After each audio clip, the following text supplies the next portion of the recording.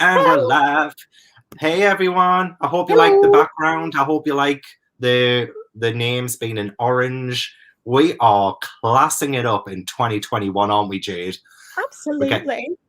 We're splashing the moolah on the stream. Splashed out on the StreamYard Premium, yeah.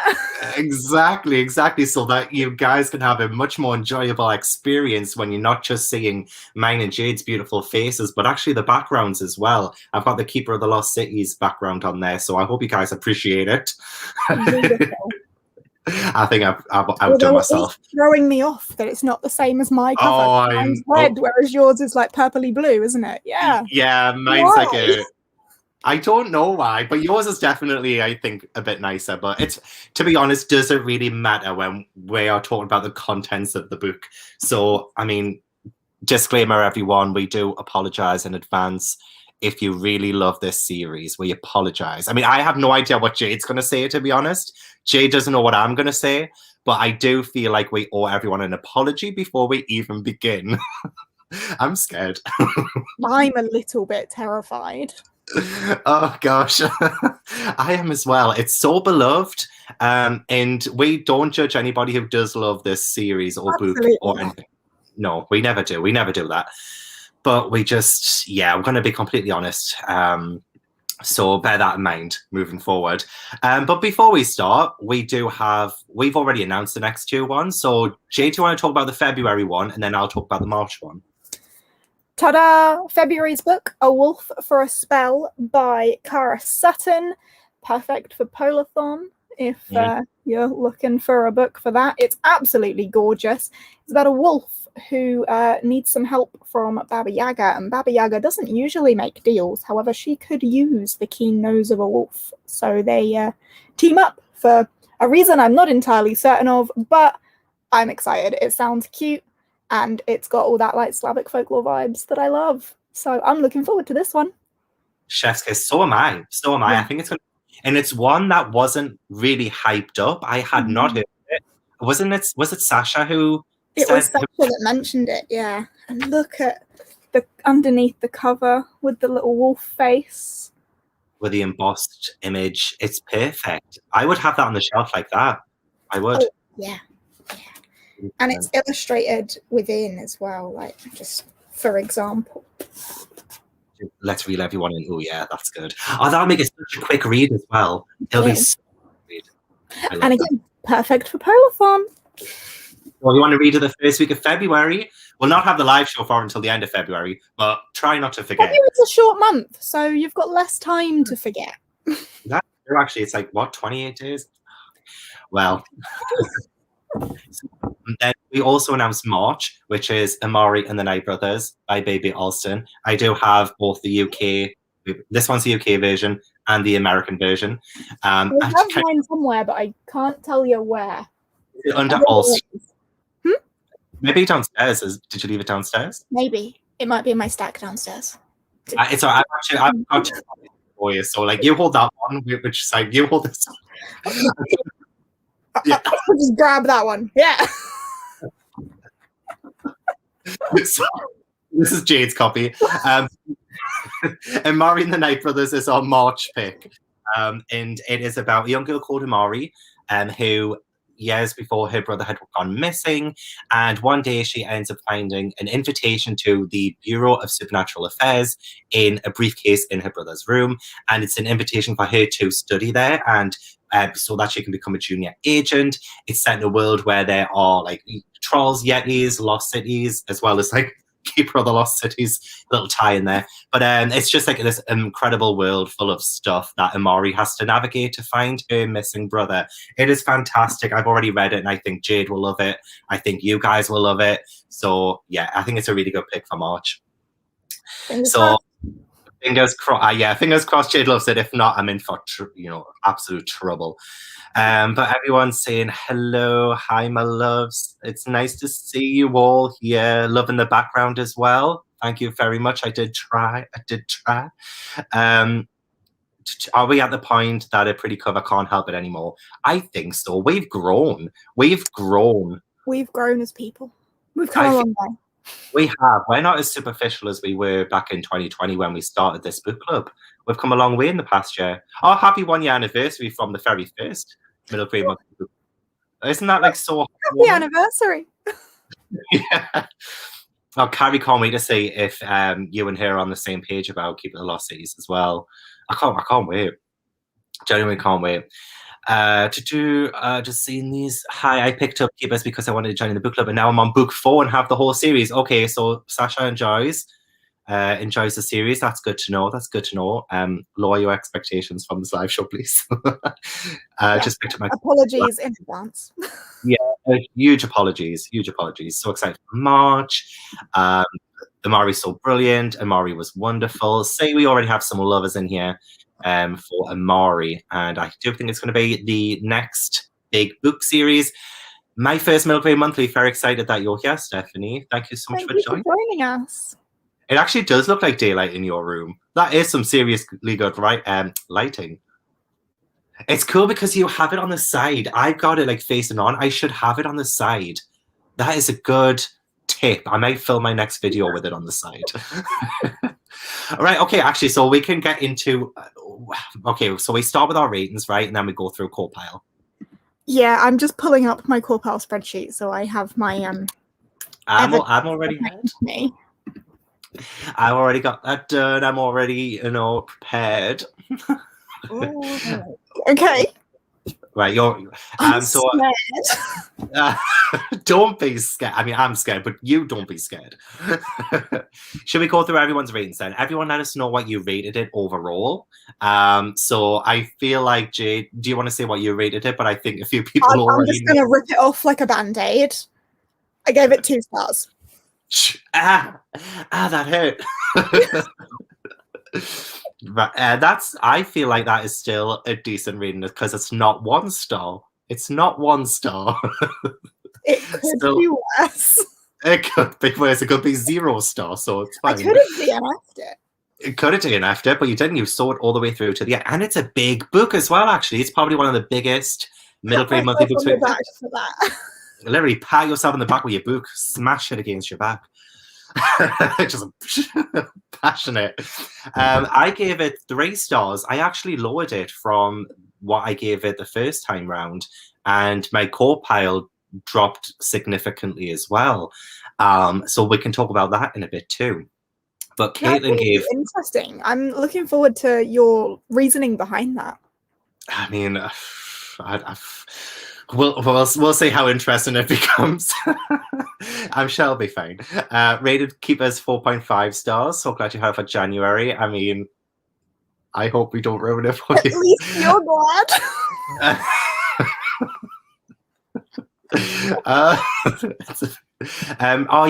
Pris couldn't be here tonight. She's not that well, so she's skipping tonight's middle grade monthly. But Pris did love Keepers of the Lost Cities, so we don't have. Yeah. It is one of her faves, but she has told us the series gets better as it goes on, and I do trust Pris's word on that. But I just don't know if I'm going to continue. There's too much to read. Another first middle grade monthly live. Thank you so much for joining us. It skipped. I'm so sorry. It skipped. Read the first book in 2 days. Bought the next 3 books to binge. Ooh. Wow.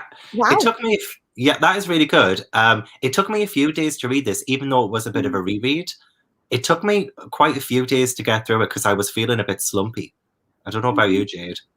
It took me a little while. It was a case of it's quick when you're actually in the process of reading it, but every time I put my bookmark in and put it down, it was then a task to pick it up again. Yeah, I agree with that sentiment. I like Keeper started the second one last night. Oh, another first middle grade monthly. So many newbies. Hello. So many newbies. So many people loving the first Keepers.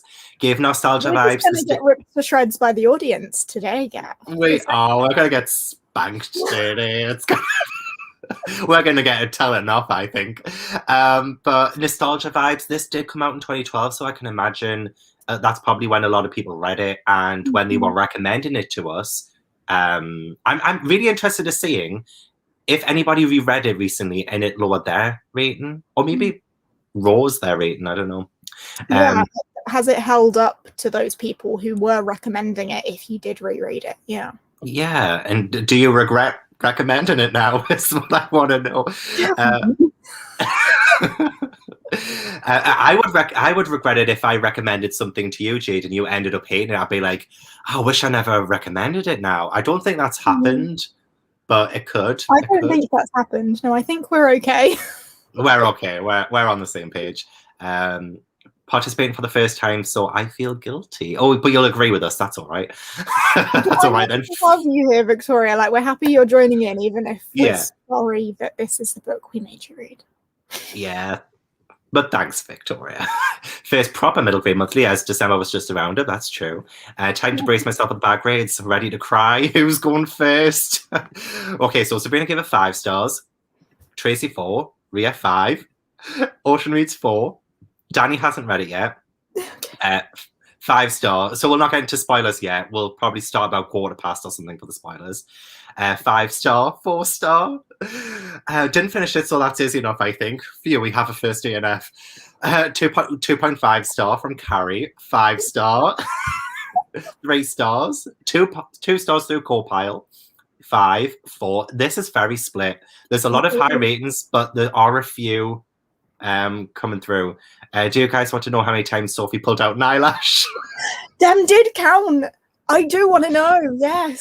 I want to count. I also want to count how many times people held their breath and released it, because that happened a few bloody times and all.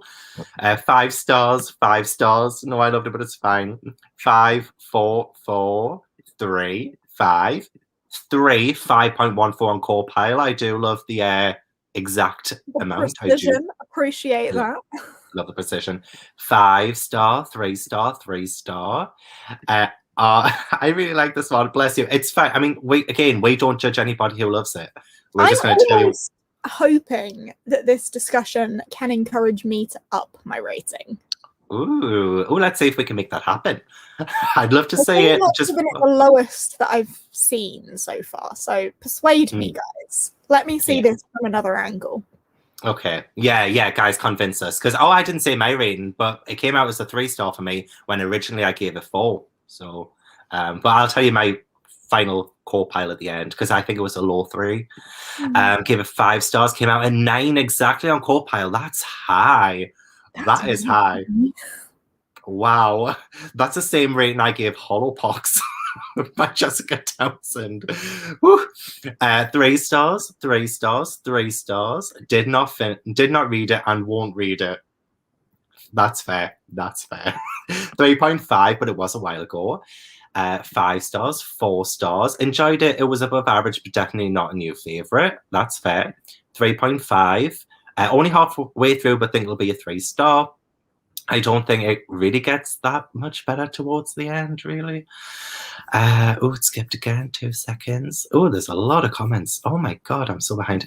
I think that's big. Book 7 is book 7's 800 pages. That's a bit too long, if you ask me. Yeah, the latter ones are massive. I thought that was big and bad, but no. 3 stars. I rate this one 4. I think the series for me is one of those where individual books are 4 to 4.5, but the series as a whole is a 5 star. I can see that happen. I think Polar Bear Explorers Club is one of those for me, because I like each of the books very differently, but overall, I'd probably give the series a 5 star. Keepers was 5 stars, 3 stars. While I'm sad if quite a few people didn't enjoy the book, including Gavin Jade, I'm very happy that a lot of people found a new favourite series. Fair. Sometimes that's we do. Way to look at it, yeah. Exactly, yeah. So, like, even though we do sometimes don't like the books that we pick, other people do. And they find something out of it. So, I guess you need some drinks to get through this. I had wine last night, and honestly, this morning I was feeling quite rough. So, I'm just having Pepsi right now. Definitely not. Diet Coke for Jade, and a full fat Pepsi for me. Should I list all the cringe moments? Please do. I would love that, because there were a few that I think I wrote down that really made me go, oh, the only one that Love Keepers is not yet. I know. Bless Pris. She'll be back next month, though, I'm sure. I like the book, and I probably won't continue with the series. Fair. Everyone has different tastes. Me and Jade have been really spoiled the past year or so with some fantastic middle grade books. If we had read this maybe 6 years ago when it came out, it'll be 9 years ago when this originally came out. Yeah. Wow. Maybe we would have liked it more then if it had been a nostalgia Oh, thing. I 100% think that, yeah, if we had read it around the time that it came out, I think it would have been fantastic. It's just a case of, like, within those 9, like, that's a decade of books. Within that decade, some great things have come out and standards have changed. Oh, standards have gotten so much higher. First Milky Monthly 2 as well for Georgia. Yay. Read the whole series. You read the whole series that's out in a month. What, you read the whole series in a month? Is that? Because that's a lot. Also, First Milky Monthly Live, never buy books, but I bought this and it was so boring. We're so sorry for making you buy it. Make us feel worse. So sorry. Keep us Scott Tracy out of our slump. Oh my gosh, this put me into my slump. Tracy. This live show is just gonna be wild. A roller coaster. It's gonna be up and down, I think. Read the book in one whole sitting and then I picked up the second one ASAP. I'm interested to see what the second book's like. I'm interested, but not interested enough to throw away my entire TBR just to read it. Really just like the first half took me so long to get into it, then the second half saved it for me, so I will be continuing the series. Interesting. Very interesting. Also took Cara's Care out of their reading slump. Okay. Thank God it gets better. The first book is slower than I'd like. That's also an issue I had with it, was how slow it felt. I'm going to have to try and like catch up with some comments. I'm sorry, I'll have to binge them all over a few months past last year and initially rated them higher as they were such a quick read, and have lowered them all a bit now as can't remember much. That is interesting. That is the same problem I had with the first book, because when I read it last year and then we announced it as the January book club pick, I was like, wow, there's so much that I actually genuinely can't remember about this book. So when I was rereading it, I found new things about it. When did I actually finish it? Okay, I finished it on the 10th of the month, so it was quite early that I read it, and I'm growing concerned that I can't remember a lot. Okay, fair. I finished it today, and already I'm forgetting something. You finished it today? Wow, okay. Yeah, I had like 2 hours left of the audiobook, so I just listened to it today. You audiobooked it as well, all right. Yeah, I mean, with it being a reread, I was like, it's fine. I'll put on 2 times speed and Was just let... audiobook good? Was it well narrated? Was it? It was all right narrated. It doesn't really stand out as anything, really, to be honest. It was just... the poor narrator didn't have that much to work with, did she? So. I was just wondering if maybe it was a similar sitch to, like, Wizards of Once, for example, where the audiobook is it. But if the audiobook's nothing special, then maybe not. Oh, God, you make me really want to get back to Wizards of Once. Just for the audiobook. Also, first monthly middle grade. That's good. Binge all the books in the summer 2019 in a week. Wow. Also, first middle grade monthly. All of them. All 8. I think in a week. Although, to be fair, I think that year there was only 7 of them out at that point, or 6 or 7. I mean, the second book is 800 pages. That's still really impressive. Yeah, that is really impressive. Read them all for the first time last year. First one, I have more time now since college is online and don't have to work at the weekend. That's fair. So I read in December, left it until Jan to continue. Been really gripped by it. Wouldn't have been able to resist finishing it in December. First middle grade monthly. I'd love to see you all here. We read it, first read it in 2020 though, and gave it 5 stars. Again, so not much help. Oh, that's fair. First time joining the live as well. I actually got around to reading it because I only had the ebook and I'm just not in an ebook mood. Also, Jade's rating kind of scared me. Jade's ratings sometimes either encourage me to read it faster. And honestly, it doesn't matter. Like, if you gave a book 2 stars, I still want to read it because I want to know why. And if you give a book 5 stars, I want to read it because I want to know why I gave it 5 stars. So for me, it's like I'd want to read it anyway. Just want to be a little shadow. Give 4 stars, 4 stars, 4 stars, 4 stars. Still reading. So we will get into spoilers in a sec. Sorry, I will get those. 4 stars. So excited for our first middle grade monthly live show. Day and after the first chapter. Megan, you're going to have to let us know why. That is savage. How did the first chapter end?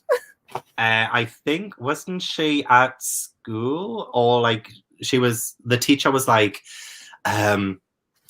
she wasn't paying attention, but then she gave the teacher the right answer because she's a telepath. I think that was the first chapter. I remember. And then he calls her a know-it-all. The teacher calls her a know-it-all, which was awful, bless her. Often how she blushes, yeah, that got on my nerves as well. Reread it, still loved it. Nearly reread the whole series again. They're perfect for binging. I mean, I really want to give the rest of the series the benefit of the doubt, but I counted the breaths on my first read. I don't remember it now, but at least like 5. I was counting, and then I lost track at 4, and I still had a quarter of the book left. So you might be right. There might be 5. It's the first time that I loved a book club, and the host didn't like it. we love all of these firsts. First Milk Grade Monthly rated it 5 stars, but understand some of the things that could have lowered other people's ratings. Yeah, I'm really interested to see what you rated, like your reasoning, Jade. Okay, there's still, oh my god, there's still loads of comments. So we're just gonna have to get straight into actually talking about the book. So shall we start with the characters then? Yeah. And our ratings for that. So for me, I gave characters a 6.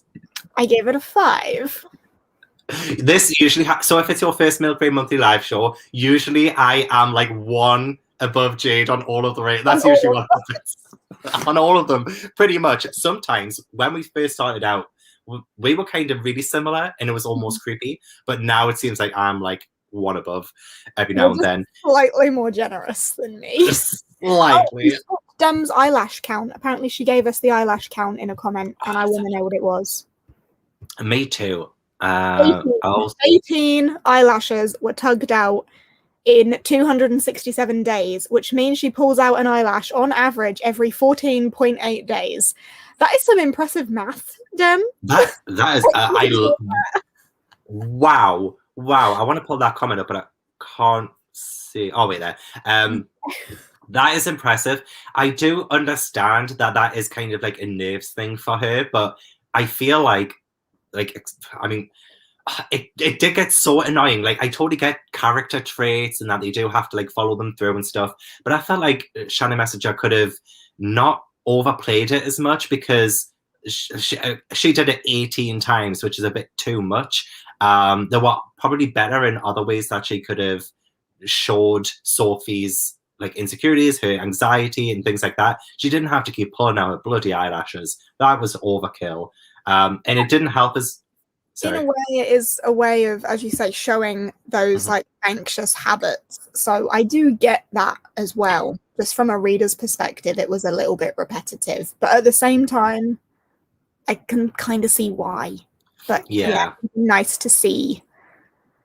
Change it up a bit. More focus on the anxious habit rather than just blah blah blah blah blah. She tugged out an eyelash. Blah blah blah blah blah. Like, 'cause that is quite often what it was. Like, it wasn't an exploration of her anxiety and why. It was just she was doing something. Eyelash. Carry on. Yeah, 100%. Poor Sophie has to wear falsies now. She's got nothing left to pull out. I was thinking there's only so much she can pull out. But yeah, I definitely, to show the mental health. And also in the annotated version of the book, Shannon Messenger also admits that she did it too much. I totally get what you're saying as well, though, Jade, that there could have been a bit more around that, because it doesn't, I wouldn't exactly call it lazy, but just by saying she pulled out an eyelash, that does automatically make us think, oh, she's anxious, or she's having a rough time at the minute. I felt like there was probably something more that she could have done around that, just so that she didn't keep relying on just tugging out the eyelashes. But I don't know if that plays more into like something that comes up later in the book series, but just judging on the first book alone, it was repetitive, but it could have been done in a way that it was more thorough, I guess, rather than just It's quite promising to hear that in the annotated version she admits that she did it too often. Do we know when the annotated version was released? Was that relatively recent or not? 'Cause then that would indicate to me that if that was released, say, a few years after that, that would indicate to me that her writing's probably improved a lot if she can be critical of her own work in that way. I think she was quite young when she wrote this, that one, and again, she'll be like a decade older now from when she wrote it even. Yeah. So I can totally see that the series probably does get better because her as a writer would have improved over that, the whole decade of writing the books. But again, we're just like judging our thoughts on what we read in this book, and we can't see into the future really. But yeah, it is nice to know that her writing has improved. That's good.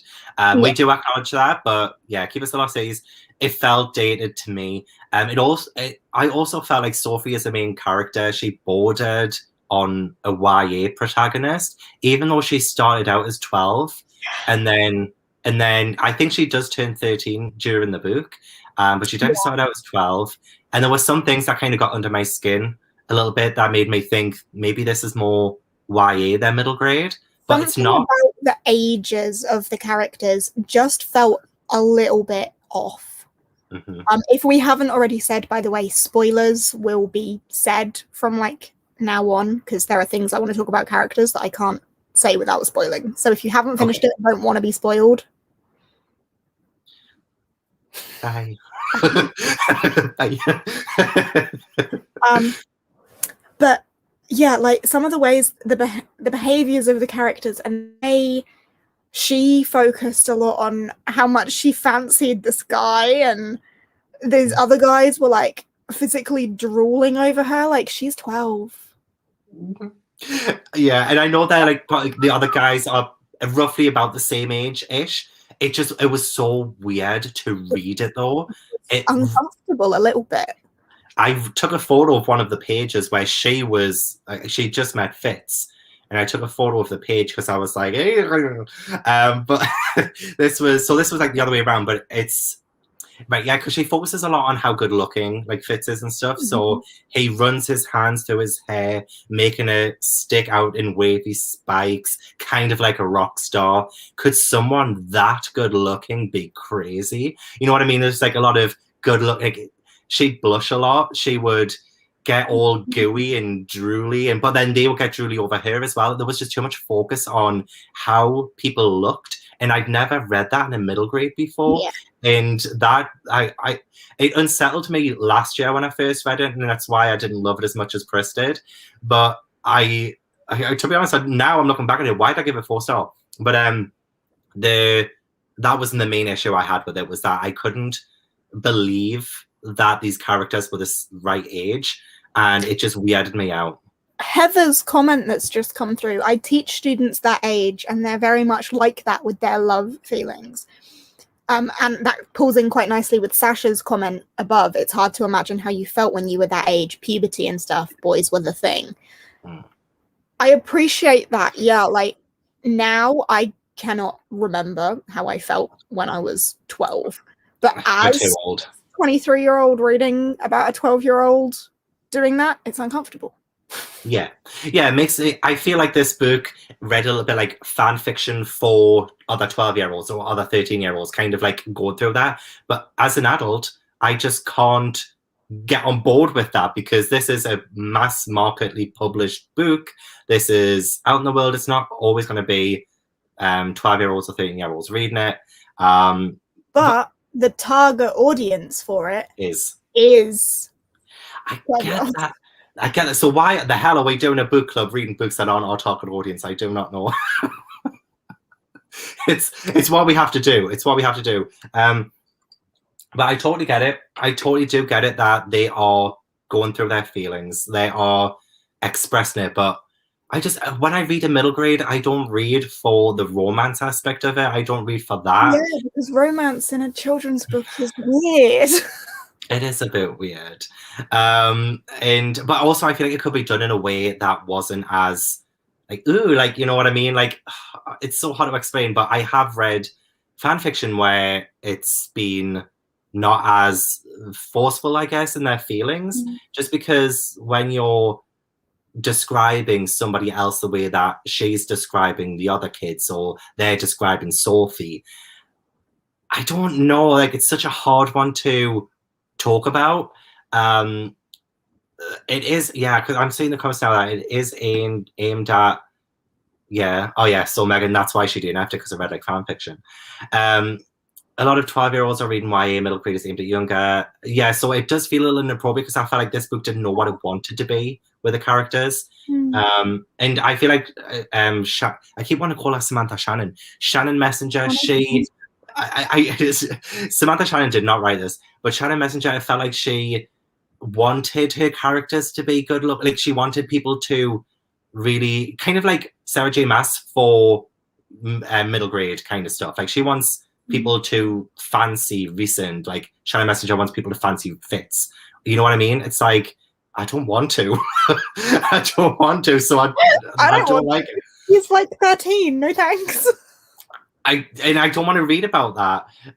It is, yeah, gushy, mushy type of romance feelings. I just felt like it could have been written so differently, which of course is me being so stuck up and thinking that, because obviously I haven't wrote it and I can't write better than that. But I just think, I don't know, I just don't think it's aged very well. I don't know. It's really hard. Some really good points in the comments. Which one? Libro Curious feels weird for me that my daughter's 12 years old and not into it at all, grosses her out. Like, I feel like that's probably how I was when I was 12, but I can't remember. Yeah, like, ew, boys, ew. Yeah, like at that age, it's like, ew, boys are gross. Boys are disgusting. And boys are like, oh, girls have cuties. No. Yeah, I totally get that. Play together. Am I now thinking too young? Like, is that like 8-year-olds? I don't know. Oh God, it's all a time with 12-year-olds. I don't know. Yeah, it's a blur for me now. It's a blur. Yeah, as a 21-year-old, really struggled to relate the way the author intended. Yeah, that's why I try to not be as harsh with my rating on it, because I do understand that. I hate reading romance in middle grade. And I know I read something and, oh wait, no, I don't want to say it in case it spoils. It does spoil for the rest of the series, so I'm not going to say it. But yeah, I might write in I'll write in the private chat, but okay. I'm not going to continue the series, so no worries for me.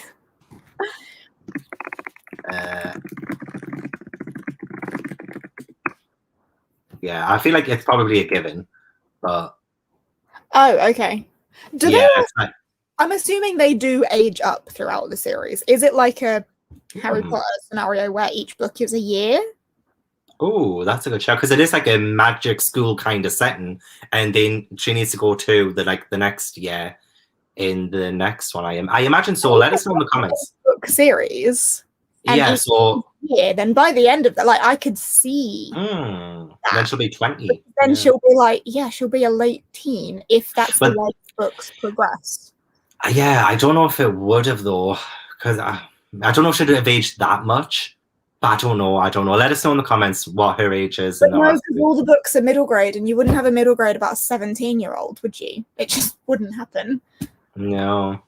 That's why it's a tricky series, because I just don't know what this book wanted to be. It felt like it wanted to be a middle grade with like some of the more childish kind of stuff that happened, but also it felt like it wanted to be YA for like the romance and the fancying of each other. I don't know. I think the language was too mature for the mass market age group. I felt much like a coming of age story, kind of. I can see that. Should have been a YA book. Maybe that's what Shannon Messenger wants to class it as now. I don't know. Oh, but the annotated version was out in 2020. Came out last year. So that is very, very recent. Okay. Felt slightly too old for the middle grade marketing, but too young for the... Yeah, so is it like tween? Is it... Because that was like what the Cheetah Girls was like. It might be like a tween. Yeah. Which I never think of, but it could have been a tween. That's a good shout. Yeah, because it's definitely too old for that. Because middle grade is like 7 to 12, isn't it? Yeah, pretty much. And it feels too old for that. But then, what do you class YA as? Like 15 to 21? So that middle, like 12 to 15 sort of age range. Maybe. I would say so. Maybe. Yeah, I would say that. Maybe, but that's not how I came into this. I came into this as middle grade. Yeah. yeah, again, you guys bigged us up for this. We expected something totally different. Didn't like the romance at all. It felt too much like YA. I think what I love about middle grade is that it usually focuses on friendship bonds rather than romance. So yeah, even though there was supposed to be a friendship kind of between Fitz and Sophie, I kind of liked her friendship with Dax a bit more, actually. But What's the other kid's name? Oh gosh, I wrote it down somewhere. Fitz's friend that the necklace that she had to have detention with because he creeped me out. Was it Keith? That sounds familiar. It might have been Keith. I might have said it wrong, but yeah, let us know. He creeped me out a little bit. He was a little bit weird with Sophie, I think. Oh yeah, everyone is saying Keith. Oh, Sasha liked Keith. Okay. I see. A little bit the way he behaved around Sophie, like it seemed like he was a little too fascinated with her, a bit too into her. That's where it went under my skin. I'm a cool bad boy sort of way, so just a bit weird. You just like no. That kind of got under my skin. Yeah. I can't really think of the specific moment where he did that. Georgia's got it. Georgia Dunn has just summarized it. Keith reminded me of that year 11 boy who was always hanging out with the year 7s. That is exactly why it made me uncomfortable. You nailed it. That is it. Oh, that makes me feel even worse. Makes me feel a little bit sick. Yeah, it felt like a 16-year-old flirting with a 12-year-old. Yes. Weird. The fact that it was flirting in the first place, though, really, it's like, again, I'm trying not to hold that against the book too much because, I felt Fitz was a little bit of a wet blanket myself. I didn't find him that interesting or that entertaining, to be honest. He felt like that typical, because he comes into it on the off chance and she sees him reading the newspaper and then he opens her up to this whole new world. He just felt like a conduit for her to go from what she expected from her real life to the fantasy life. And I just didn't get that kind of feeling from him that he was a protagonist, really. It just didn't really feel like he felt more like a side character. He's on the cover, for God's sakes. I didn't think he had that much of a personality. I don't know why. That's not him on the cover, is it? Isn't that Dax on the cover? Oh, it might be Dax. I don't know. I just instantly thought Fitz because of the whole. Because Dax is the one that she gets kidnapped with, and that's before she goes back, isn't it? When they go to the lamppost. Oh, see, I thought this part was at the start, when Fitz was showing her how you can travel the light and you can go to different places by traveling through the light. I didn't know if that was at the start, but you know what? You might be right. Post in France where they're like, you might be right. In the normal world to help us get back. That's what I think it is. You are bleeding right. That is. Okay, then I like the cover a bit more now then. I do. I like it more. Okay, you guys are right. Ignore me. But there is moments at the start when Fitz is showing her all of the stuff in this whole new world. So, is there anything else you want to say about characters? Sophie. Oh, Sophie. I don't want to talk about Sophie actually still. She felt too overpowered. To me, I felt like she came across everything way too easy. Everything she could do, all she had to do was hold someone's hand and concentrate. The amount of times somebody does something just by concentrating and then it happened, I was like, that's just too easy. And she could speak the language of the ancients better than the ancients. I totally get that she started having her powers when she was 5, so she has kind of grown up with that, but she's still supposed to be new to this whole new world. But she's far too good. That we do need to remember that this secret society of people have implanted knowledge in her brain she doesn't even know she has. Again, I didn't care at that point. When I found out about all of that stuff, I just didn't really care at that point. But at the same time, I just felt like we were being introduced to this ourselves as readers too. Yeah. So when, I find it so hard to have a character to just instantly believe everything she's told, and she took this whole fantasy world too quickly. I know the speed at which some random person she's known for 2 days says, you need to forget about your entire family now. And she's like, okay. Yeah. About it for all of about a second. And it's like, this is the right thing to do. This strange guy that I met a day ago is right. My family do not know me or love me or need me. They Bye-bye. suck. Literally, I did feel bad for Sophie to begin with, because she did say that she didn't feel like she belonged, which she was right about that instinct. And it was when I think she could hear her mother's thoughts, and her mother said, I wish you were normal like your sister. And I could imagine that would be like really hard for her. I did also notice that Shannon tried to paint Sophie as somebody who had been bullied all her life, but she didn't really show that. She did show that Sophie was really clever and that she was really good at everything for the reason you mentioned. But I feel like the main problem with this series, or this book even, is that I couldn't believe it because of the writing. I feel like if it had been written with a bit more flair, maybe a bit more detail, I might have been on board with it. I just felt like this could have gone through a few more rounds of edits. Maybe she should have waited a couple more years before she published it. And that is not me attacking anyone, but I just think that it was too early of a draft to release. And that's my controversial take on that. I just felt like it could have used way more attention to detail with it, to be honest. Yeah, she did get over losing her family. And being in a different world. Yeah, I would have loved to have seen more of how that impacted her emotionally throughout. It just didn't, like, for me, it didn't feel like it had much of a consequence. I just didn't feel that. Yeah, the author didn't really talk much about the emotions. It was all surface level. Again, she'd just pull an eyelash out and that would be the end of it. I didn't get to feel anything for these characters other than the discomfort with the weird age feels. Like, I didn't feel any of their emotions. I couldn't feel. Great lack of emotional depth to it, even for the anger. Like, when the adoptive elf parents were gonna not adopt her, I still don't know what the fuck that was. What that was. No, same. It confused me. It just felt like Shannon. Go on. I was going to say, it just felt like Shannon wanted us to feel sorry for her a lot, because like she'd throw in a line like, "Oh, she was bullied all her life," or she's like giving up her family, she's doing this, she's doing that, but she never made us connect to it.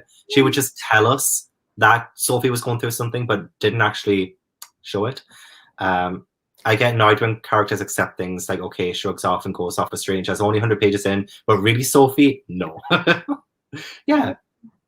Sophie could have done with a bit more development. Tracy's just commented, what about when she was rejected by her guardians? I certainly felt that.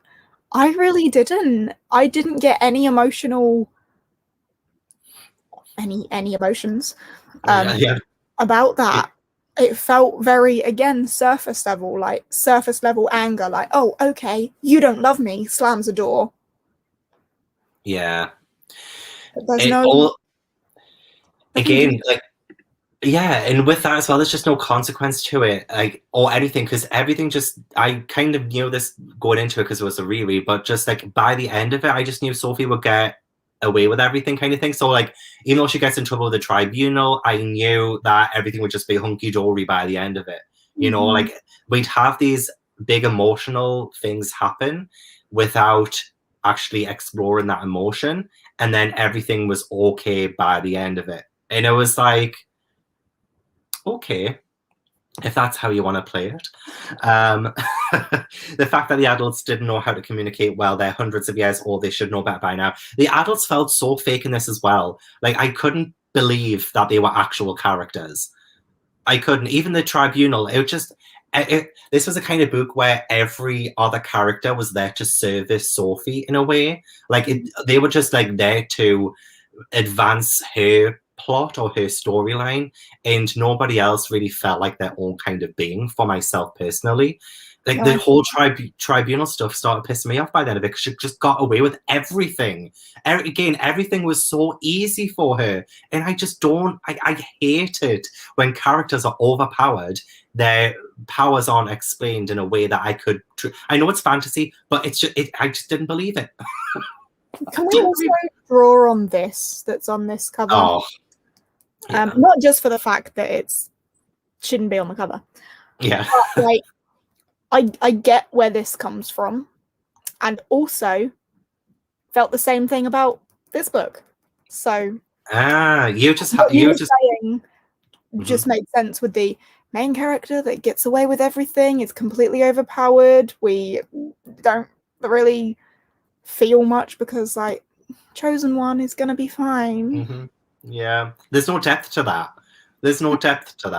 And like Rebecca's comment, the very last one. I thought we were going to find out that Alden was a villain.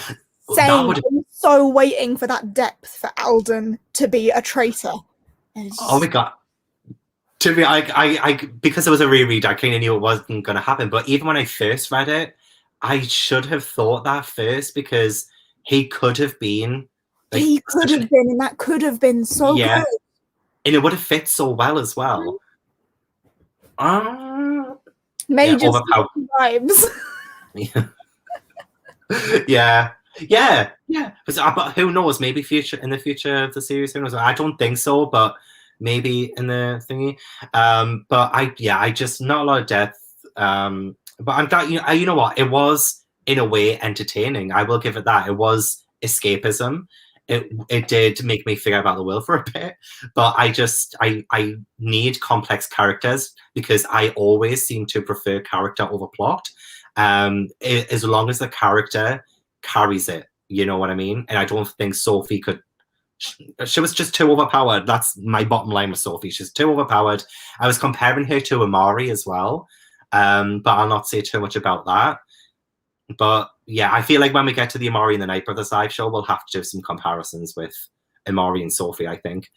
Okay. Fascinating. Yeah, the paperbacks were published in 2022, so the whole comparison to HP was rather unnecessary. But also, like, I do kind of see the comparisons, but also not everything has to be compared to it. I see the comparisons, like I do. Mm-hmm. I never finished reading Harry Potter. I can really only compare this to the first couple. And I do see it, but in the way that I dislike both. Yeah. So that didn't help whatsoever for you. Terrible marketing choice in the year 2020 also as well. Like yeah. Well, it's good to know that the story and characters improve. That is good to know. Just a quick question, unrelated. But have you ever unhauled a book you gave 5 stars? I have a few books I've rated 5 stars, but I'm thinking of unhauling and also dropping a star. Are you talking about Keeper of the Lost Cities right now? I don't know. I probably given a book 5 stars and unhauled it just because I didn't think I would ever reread it. Reread it, yeah. If you're not going to reread it, then yeah, why not? None comes to mind that I've ever done that for. But me neither. If you need the space and if you're thinking of unhauling it, despite the fact that you gave it 5 stars, then go for it. Just do it, yeah. Surely the comparisons and references are slightly outdated now. 100%. It's seriously like something. Yeah. It did seem like a little bit like oh my god, just like Harry Potter.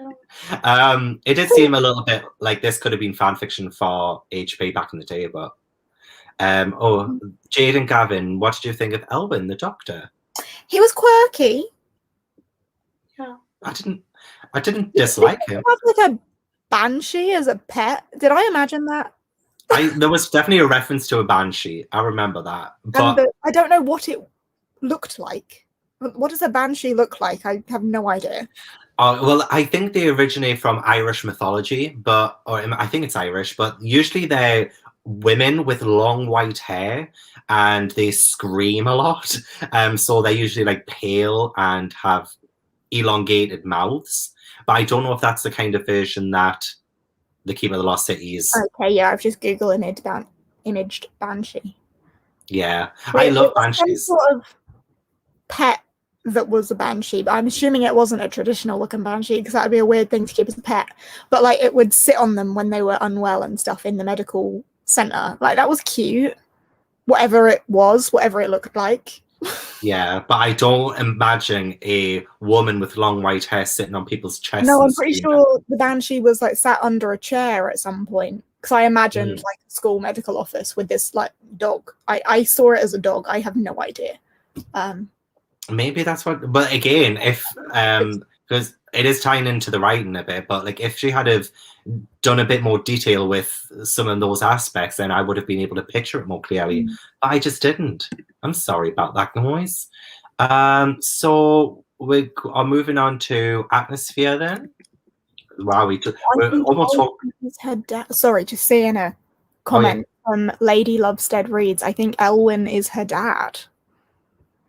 Lady Lovestead Reads. Oh, so, yeah, I think. Yeah, so we did have. Okay, one of the reasons why I got a little bit frustrated with this book was because I wasn't really caring about the whole family drama stuff that was going on.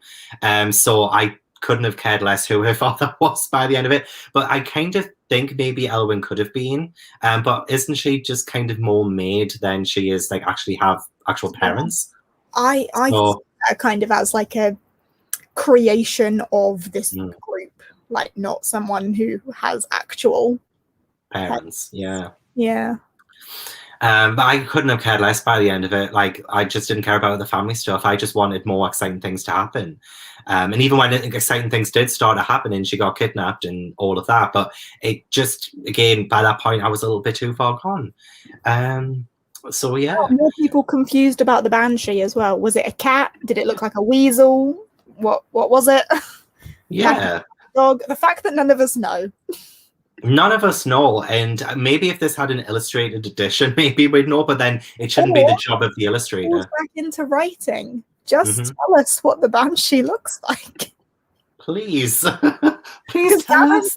Imagining this white woman curled up in the corner of a medical center. Screaming at people with a big long mouth. I'm just thinking about Charmed because I was a huge fan of Charmed, and there was an episode with a banshee in it, and it was one of my favorite episodes. But yeah, that was just a woman who screams people to death. So that was what imagine the a toad. Yeah, like again, we thought was an ugly squirrel. Like, where's that one? Ugly squirrel. Everyone has so many different ideas about this banshee. Yeah, it irritates me a lot as well when you don't know what things look like, and I felt like that was a huge problem with the writing, which we'll talk about in a sec. Should we do atmosphere? Yeah, we've been here nearly an hour and we're on characters. Yeah, sorry guys. I feel like the rest of it will be a little bit shorter now because I think most of my problems did fall in with the characters and plot, which is coming up. So atmosphere, I gave atmosphere a 6. I gave atmosphere a 5. Surprise! Yeah. I could probably tell you what your ratings are for the rest of it now. Just be one less than everything. But yeah, atmosphere, I didn't feel it that much. I only really got some of that when Sophie first when Fitz first took Sophie. I did feel her amazement at it, and I love the idea of the whole traveling through the lights kind of thing. And I did feel a little bit freaked out when you could lose yourself in doing that, and I felt like a little bit like, oh, that sounds like it'll be something that'll be really big coming up, and it kind of did work into it a little bit towards the end, which I liked. But overall, if there had been again a bit more detail, I would have enjoyed discovering more about the school that she was in, and maybe like the places that she visited. Paris, okay, so she went to Paris, right? I barely felt that she was in Paris. I didn't get the atmosphere of that at all. So again, I just didn't feel like that was like very atmospheric in that sense. I didn't feel, again, similarly to emotions that I didn't feel. Atmosphere, I didn't really feel, and I feel like that is a massive missed opportunity, especially with the learning aspect of it, like being in the school. Like there was a lesson where she had to like control elements and catch fire and bottle a tornado and stuff, and that could have been so cool. Could have been. But if things just weren't that easy to her, Then Trace brings a good point. I also did actually enjoy the Atlantis section. That did feel pretty good. But it just wasn't explored too much. And it just felt like a little bit of a, hey, look at this. This is really exciting because this is Atlantis, which is legendary, and everybody knows Atlantis. And then it just didn't factor into anything else in the story, really. It was just a bit of a show-off kind of moment. Yeah. But it was still a good. That's what I would have loved the entire book to have been like, rather than just kept to that little bubble of Atlantis. So, yeah. Hey.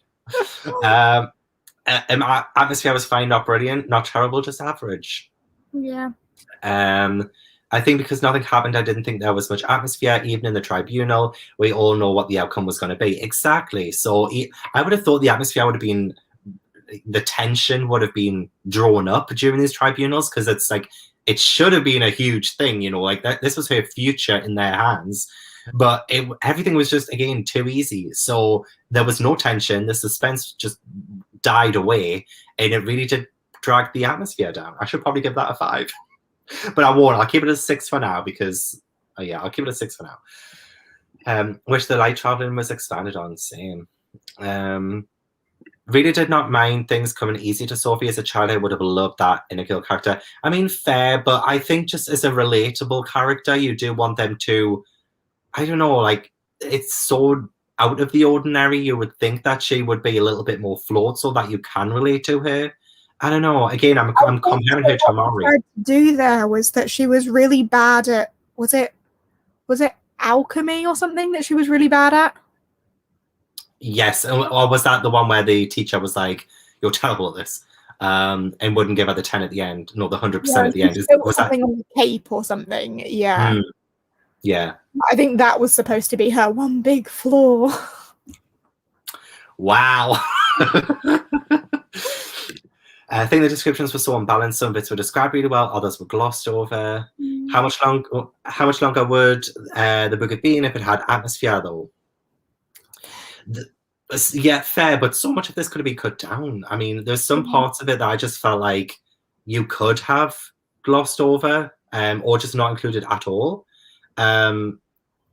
Because I just felt like, we can get into it in plot, but it just felt like there was like this imbalance of trying to be exciting in one moment and then trying to be normal the next, I guess, with the whole magic school stuff and no interest really. But I felt like it was all over the place a bit. Class is underdeveloped, yeah. It's like she wanted to put something cool with no development.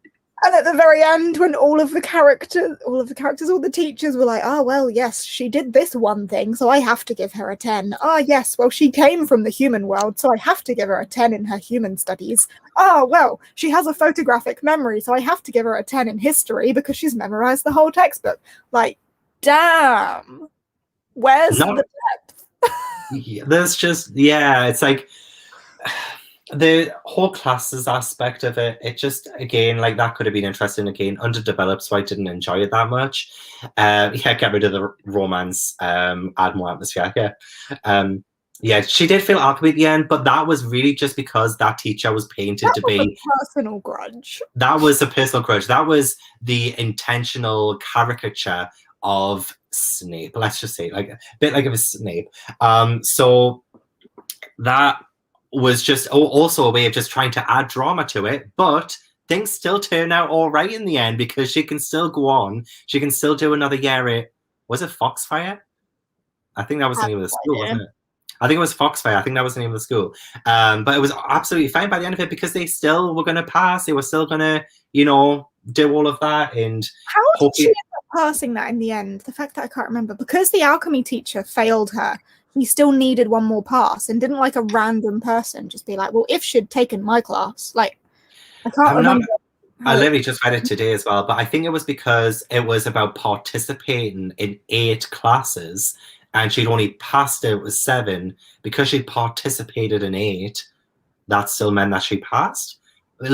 Correct me if I'm wrong, but I feel like that's how it went.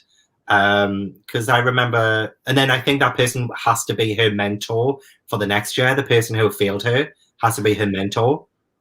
Riz got it because she got a new power, and therefore she passed the The class where you get a power. Yeah, that was it. Yeah. She couldn't afflict me. Yeah, that's it. Okay. I'm shit. But that's what I kind of remembered from it. And I only read it today as well. Wow. Her inflicting ability manifested so she could take another class. Yeah, of course it did. Yeah. Of course it did. Of course she got another ability that she was going to be really good at. Because she's got everything.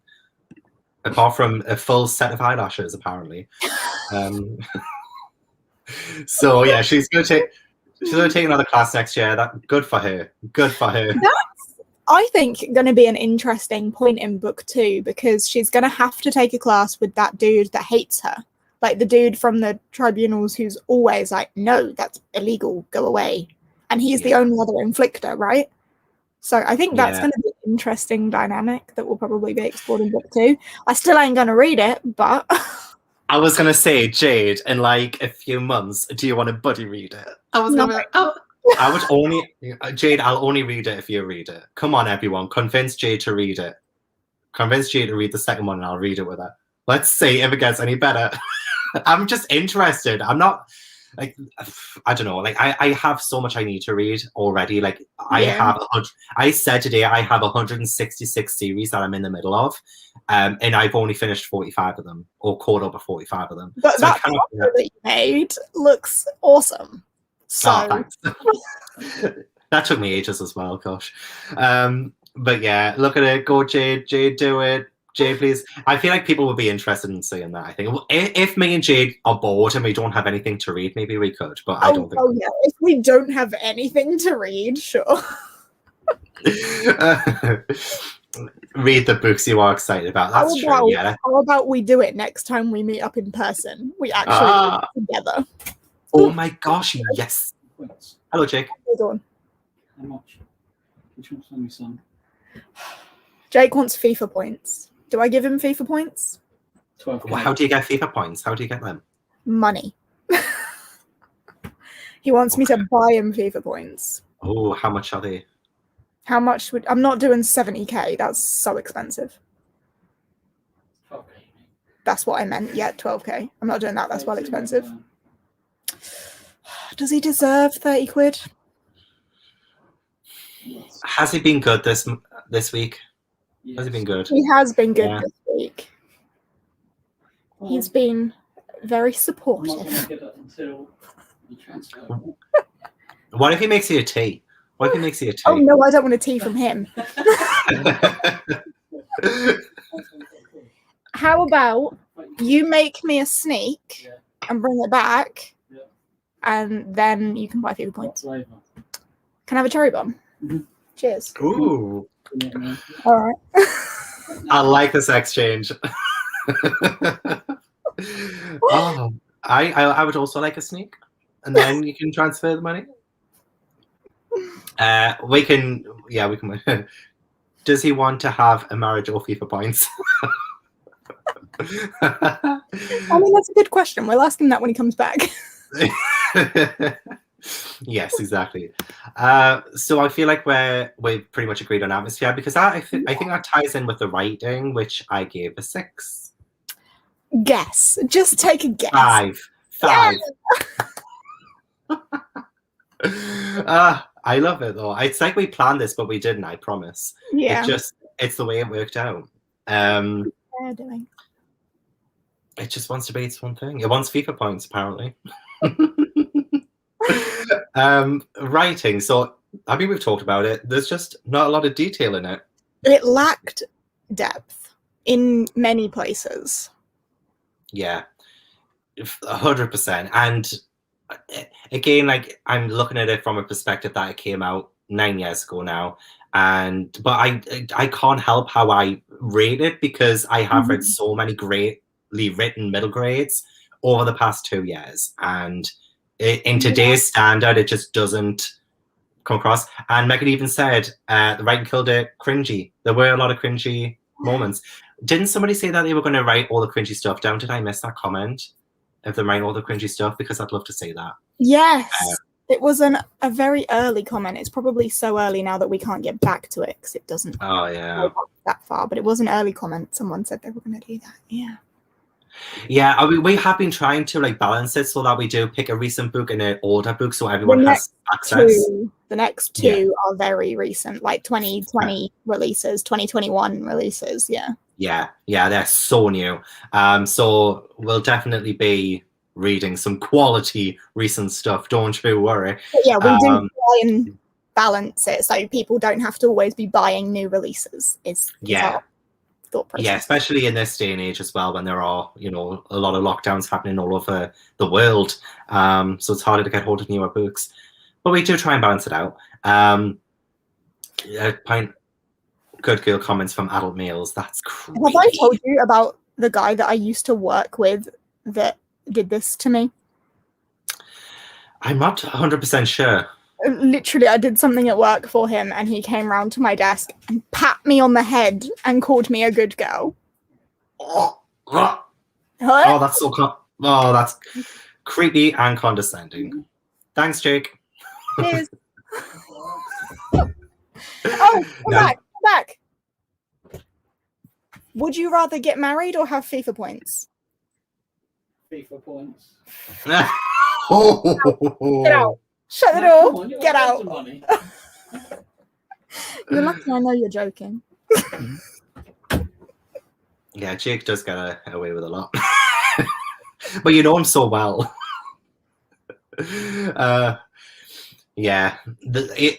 Even people find your story really creepy. That is, Mm-hmm. Yeah, it is a really disturbing thing I think that's ever happened to me at work. Especially when it's an older male. Like, I feel like they just come across as very condescending anyway. Personal space. Yeah, that is really weird. So I guess that's what comes across to you in this book, is that a lot of the adults, even not just the adults, but the other kids, on the elves as well. We haven't even mentioned this, but on the elves, they're supposed to be elves. How have we not mentioned the fact that at the very beginning, they're elves. It's like, we're elves, and she's like the Christmas kind or the going to Mordor kind? Yeah, right. And we haven't touched upon that at all because I just felt like the whole elf thing just didn't. That immediately threw me out. Like, as soon as that line came in, like, we're elves, I was like, nope. Oh. Yeah, it didn't come across that well, I felt, with this book. Oh yeah, Kiva says it's going to be made into a film, so I am interested in seeing it. I am interested in seeing it. That would be better. Oh, 100%. That'd be cool. But you've sent Jakey's money. I'll go through some of these. At least COVID has fixed that problem now. Yeah, nobody can touch your work now. That's very true. Yeah. Not too much more to say about, right? We'll probably have to fly through the next couple of points, really. But watch along for the movie. Ooh, that could be interesting. That could be very interesting. I'm going to need a 60-second spoilery plot synopsis, because what? What for Keeper of the Lost Cities? A girl finds out she's an elf and is so powerful, she's better than all of the people who have ever came before her in this magical elf world that she's actually originally part of. She goes to this kind of school where she learns to do magical stuff, but to be honest, she's good at everything, so she doesn't have to fucking learn it. And then she gets kidnapped and goes to Paris because woohoo, road trip, and then comes back and everything's fine in the end. Yay! You missed out the key point that she found out that the reason she's so good at everything and knows everything is that because she's basically a made-up person that has had knowledge and memories implanted in her brain, so she doesn't need to learn because it's all already there. Yeah, so a lot. It's a lot. Yeah. And also she fancies Fitz. She really fancies Fitz. And there's this other guy. I didn't like the description of the other guy. Don't they like always comment on the fact that he's like ugly? The other guy that was like really drooly over her and she was kind of trying to brush off and she had to do dancing in detention with him or something. Yeah, I'm trying to remember. And then there's like Keith that would like say he's ugly or something, and Yeah, there was a lot of like horrible things said about a lot of people, to be honest. But I'm trying to remember. I'm trying to remember who that one is. Very troll-like, I believe. Jinsey. Is it Jinsey? Could well be. Could well be.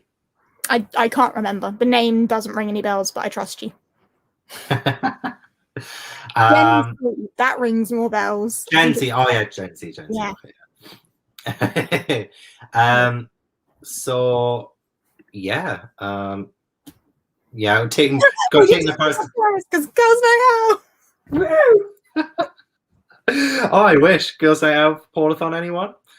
Hell It's yeah. essentially what I did last year. Last year I did a Paulathon sleepover. It was good. It was really good. You slept right here. I did right where you. I miss it. Oh, it's tearing my heart in two. That took some sort of having. Yeah, you should totally add 60 synopsis to your reviews. Valen was the drooly one that danced with Sophie. You're correct. Jency was the nicer one that came from that original group and was then like, this is weird. Yeah, no. Valen. I should have highlighted those times, but I don't annotate my book, so I didn't pick that up. I normally tab a book if I hate it, and I didn't. So you didn't care enough. That I didn't hate it as much as I did Murder Most Unladylike. Yeah. That is a positive. But also, you just didn't care to do it. So that also is a bad thing for you because it's like, well, it isn't worth the trouble. Just like, it's just not worth it. It's not worth the money it cost for me to buy the tabs. Getting the money out of the machine. Cool. Yeah, I love that. Wasn't he like a technologikinesis or something, or like some kind of? I know, that would be so cool, but also that's stealing. That's wrong.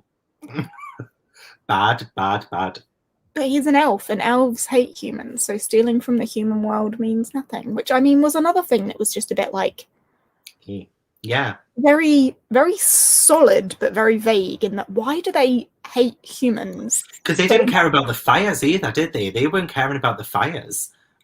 Because humans were dying, it didn't affect the elves. But then by the end of it, I realised that there was something a bit more sinister going on. Technopath, that's it. Technopath. Don't think I've ever read a Mary Sue in a published book. So like I've heard about that, like a Mary Sue kind of character. I've heard about that. I've never really explored it before. We've got some Paulathon questions. We can leave them till the end if you want, Jade. Okay, I need to sneeze. Do it loud and proud, girl. Don't be too good at it though. I don't want you to be a Sophie. The focus on the need to sneeze is like retracting the sneeze. That happens all the time, but you just want to sneeze to get it out. It's gone. Damn it. If I sneeze, sorry. I really want to see you sneeze now. Which special ability would you guys like to have? I would like telekinesis or be a techno. I've already forgotten it. Technopath. I would like that. I'd love telekinesis though. Telekinesis has always been my like go-to. Yeah, I'd hate to be a telepath because I'd hate to know what people are thinking. I'd hate it. Yeah, there are some thoughts that should just remain private. Yeah. Nicole, I've read a number of Mary Sues in published fiction, but honestly, most of them were men. Fair. I'd love to try and think of some examples, but I can't think of any. Oh, yeah, there's dinosaurs in this as well. Bright green feather dinosaur. Yeah, that was interesting. Again, but not interesting enough for me to give it a 5-star, though. So, moving on from writing then, because I do feel like we talk about that a lot. Plot, I gave it a 6. Did you give it a 5? I didn't. 4? 6? 4. Wow, maybe I was too generous with that one then. Maybe I was a bit too generous. I think I only gave it a 6 because I liked the kidnap, like the fact that something exciting happened with the kidnapping. Also, there was a moment where it looked like Dax had died, kind of like that. And again, I do like some of the aspects of the world, like with Atlantis, with the light going through and stuff, and like what that opened up for story possibilities. So I did kind of like in the climax when Sophie was getting Dax to safety and she was starting to lose herself and she had to telepath to Fitz. I kind of liked how that worked into it, and I felt like it saved the plot a little bit for me. But again, there was too much of this book that was a huge chunk of it where not a lot happened and it lost my interest. So maybe I'll give it a 5. Yeah, I'll give it a 5. I'm sticking with my 4. I know that at the beginning of this, I was like, I want you guys to change my mind. I don't. We didn't. For me, with plot, like there was one. I can see that there was one, but everything was too easy. There was no struggle. There was no depth to it. There could have been so much happening in that school setting, but it was just like, oh yeah, photographic memory. Don't need to learn that. Don't care about that. Super clever, know everything. I feel like it was all so boring. And then with the kidnapping, she was kidnapped for all of about 5 pages before someone let her out or she escaped or whatever. So even then it felt very shallow. Like there wasn't enough to it. Yeah. For me to really get stuck into the plot at all, because at the end of the day I didn't care because I knew everything would be okay because she is the chosen one and she's a genius and she can do anything. So why do I care what happens along the way? Yeah, I agree with that. I'd also tie this in with intrigue as well, actually. Like if we can talk about plot and intrigue together, which I gave a 5. What did you give that one? I also gave intrigue a 4, so I gave them the same thing. Yeah, plot and intrigue.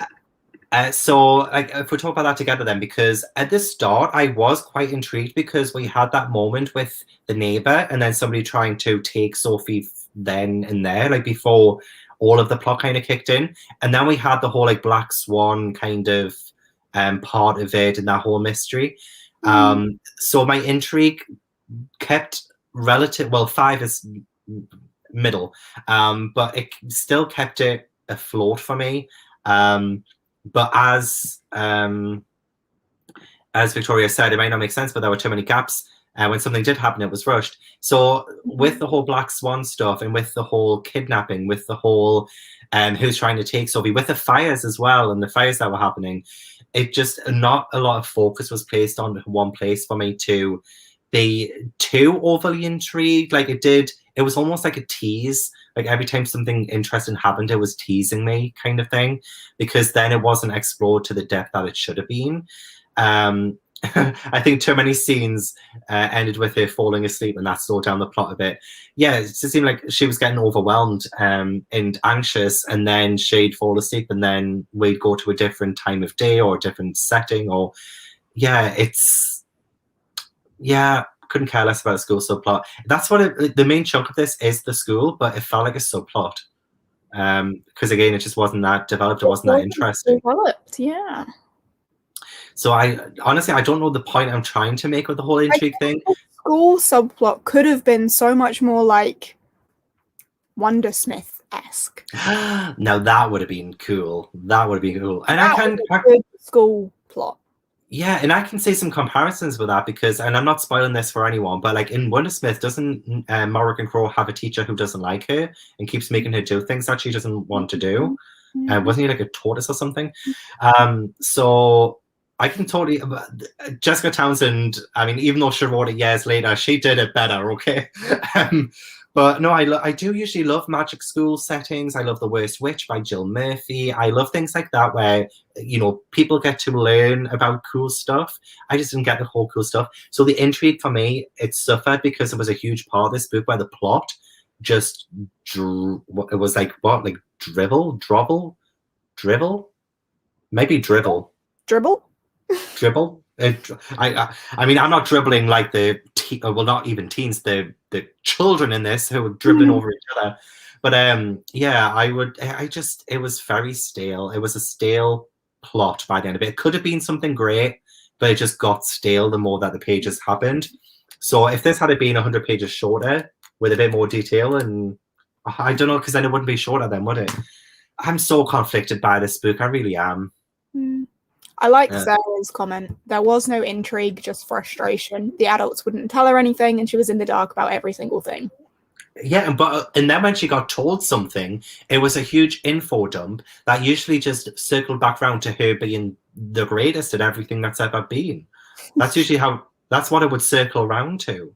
Didn't really get the Black Swan stuff, neither did I. And I hear that it is still something that happens in the series as well. So it might get developed more later on. I don't know, but for this one book, if that part had been a bit more embellished, I might have been interested enough to want to pick up the second book straight away, but I just wasn't. As I said, I would love to buddy read the second book with you, though, Jade. Next time we meet up, that's what's going to happen. Okay, I'll allow that to be a thing. We'll get it on Kindle Unlimited or something, and so we don't have to paper it. We'll but then hang out together. We'll get some drinks in, and we'll read.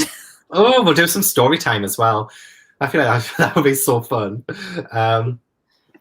So for Victoria, I was intriguing to begin with because it had so much potential, but as it went on, it wasn't pushing next one. I feel like that's why I found this start of it rather intriguing with the neighbor not the neighbor trying to snatch her, but someone trying to snatch her, but then the neighbor saved her, but then the neighbor turned out to be an elf.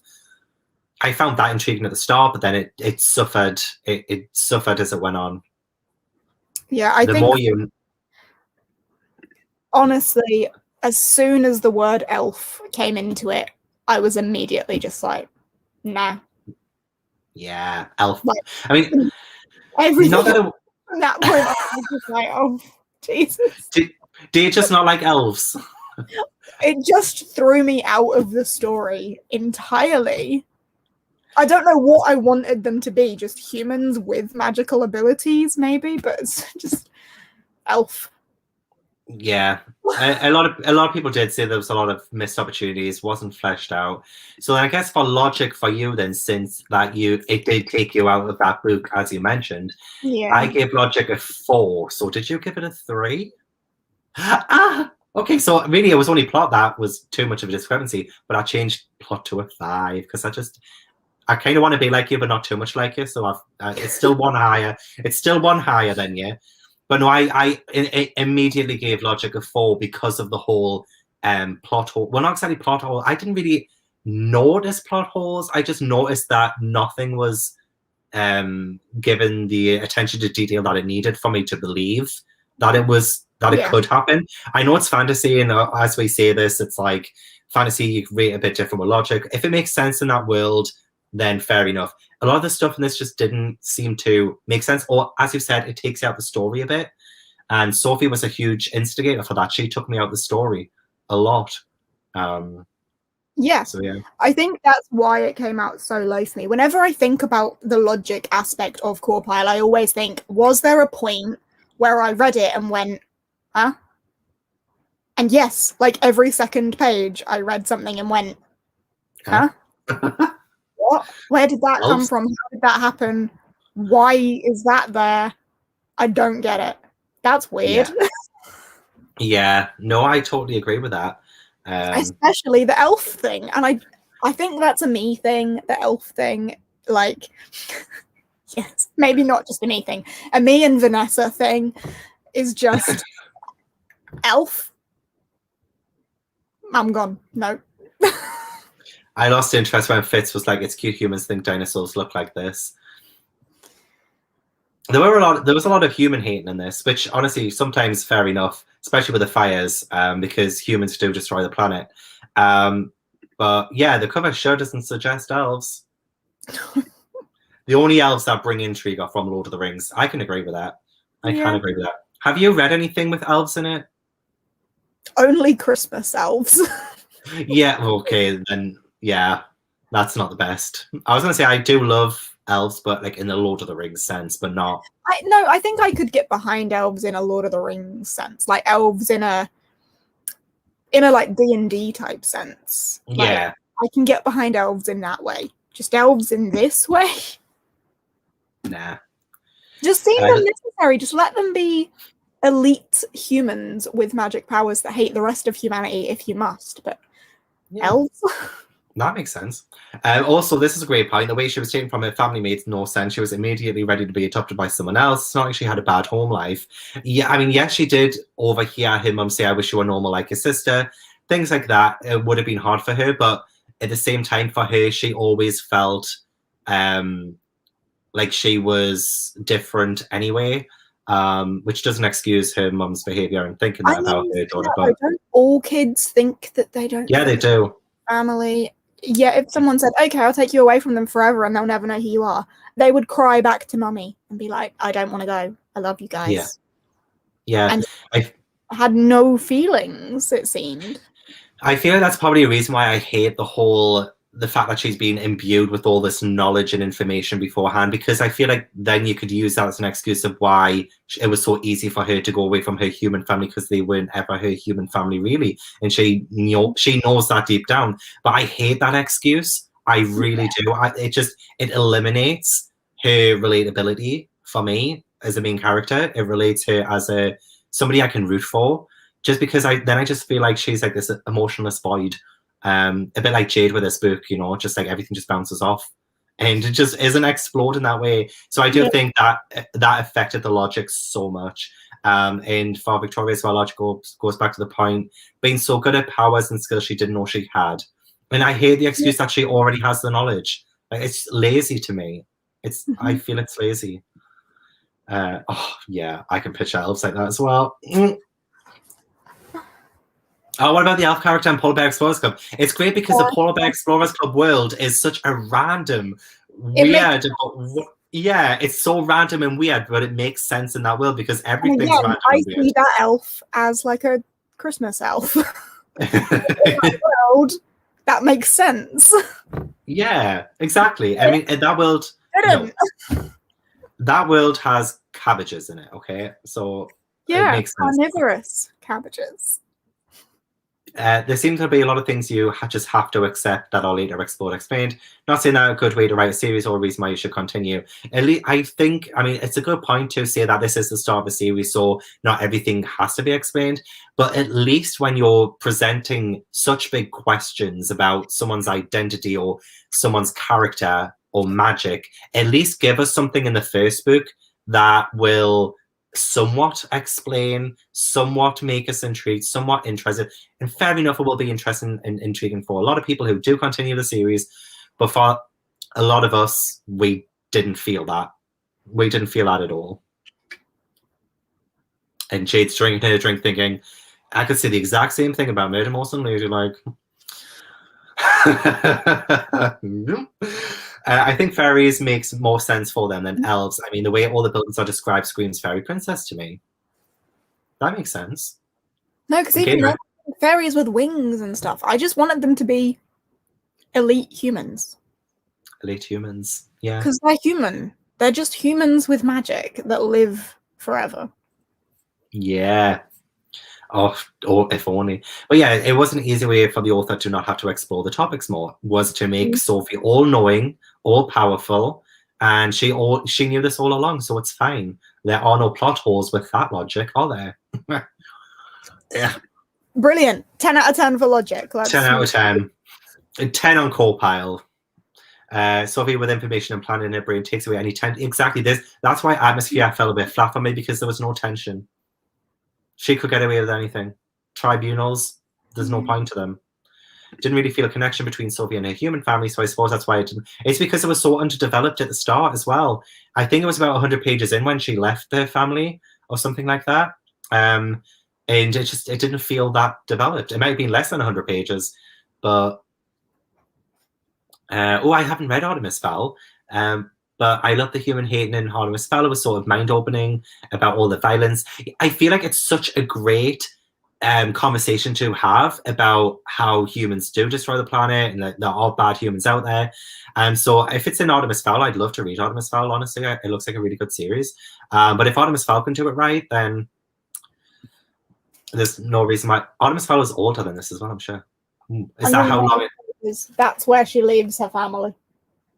Okay. And to be honest, that is a pretty good enough chance for us to feel connected to the family, I think.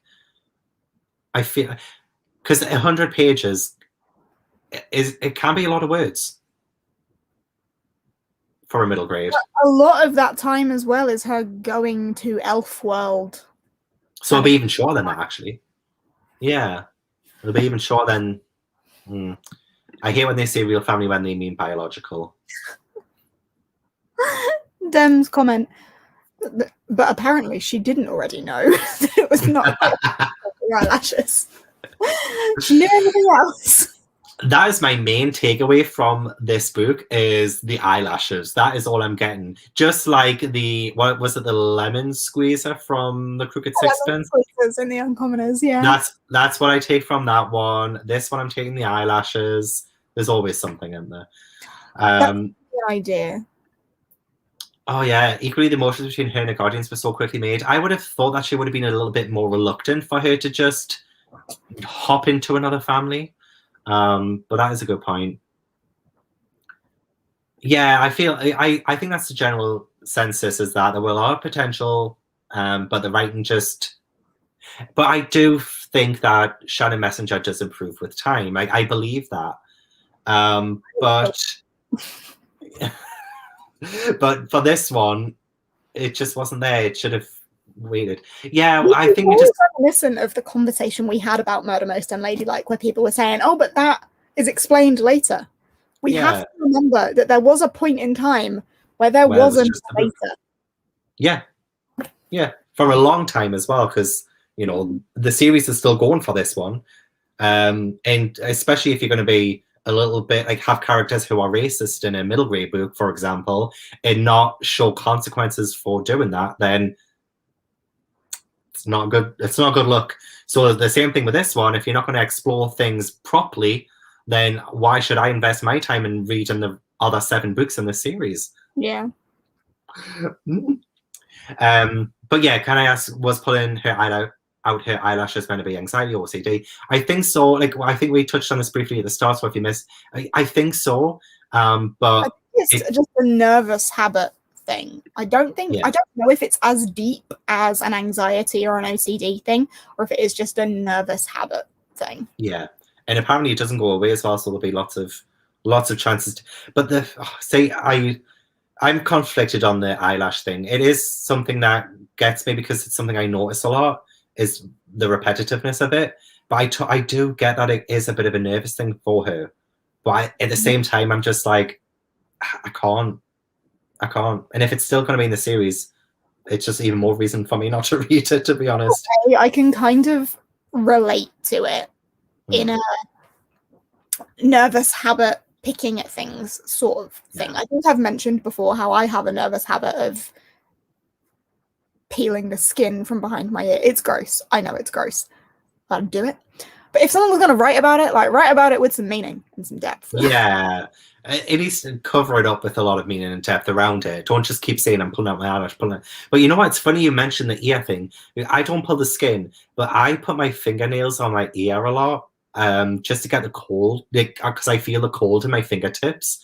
And that's the thing I used to do to my dad when I was like a baby. And I've done it I've done it ever since I was a baby. I put my fingernails on my ears when they're cold, and I suck all the cold out of my ears with my fingernails.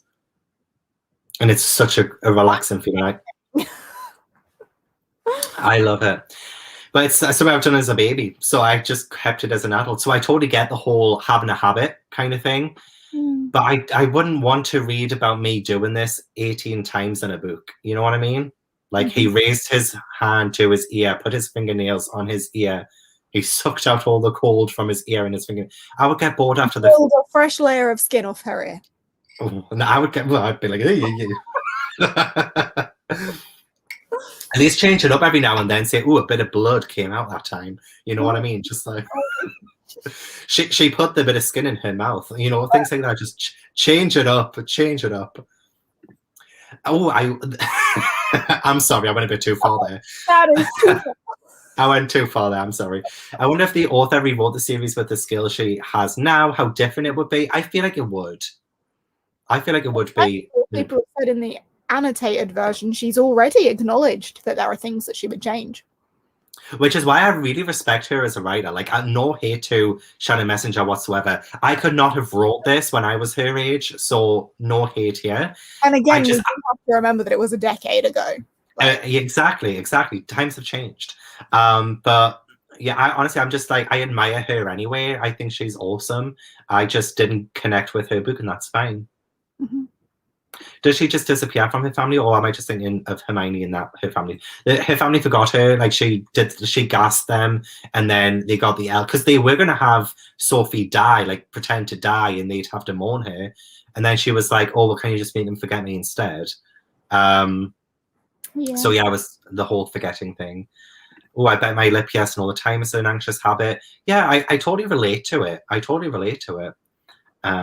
Loses its impact and becomes meaningless. Yeah, when it's done repeatedly, and there's no explanation, like no depth to it, then yeah. And this was mentioned 4 times or more because every time it happened, I rolled my eyes and I counted how many times I rolled my eyes. How old was she when she wrote it? Was she 12? I'm actually not sure. But she probably was young. She was probably maybe, I don't know if she's like 30 now, so she might be like 20 when she read it or wrote it or something. I don't know. If she is the same age as me, I will be forming. Somebody find out how old Shannon Messenger is. She was born in 91. She's only a year older than me, so she is 29 now, so she would have been 19, 18 maybe when she started writing it. Maybe 17 when she started writing it. So she would have been in her late teens. So she was in her late teens writing about 12-year-olds crushing on each other. I don't want to think about that. That's not a point I wanted to make. No. Why did you say that out loud? This is where I don't need telepathy because my thoughts just come out of my mouth before I can think them. Anyway, did you see the comment on page 384? It said that Sophia pulled out so many times that she was afraid there might be a bald spot. I think I do kind of remember that moment, actually. I think I do remember that moment. So, yeah. So then last co-pilot rating, and before we wrap up then, is enjoyment. I gave it a 5. 4? Oh, I love it. I'm so glad. I was going to change it to a 4 there just because of the whole conversation we had, but I'm keeping it at a 5 because I want to keep it the same as us. I like that. I like the yeah. I want to keep our streak going. So that means it comes out at a 5.29 for me. And it comes out at a 4.29 for me. A whole point lower, but what was I expecting when you were a whole point lower on every year? Yeah, a whole point lower on everything. Yeah, on everything. Simple math. No shit on the author. I definitely couldn't write something like this at any age. It just seems problematic. Has middle grade really improved so much in it? It really has improved. It really has. We are in the golden age of middle grade. 100%.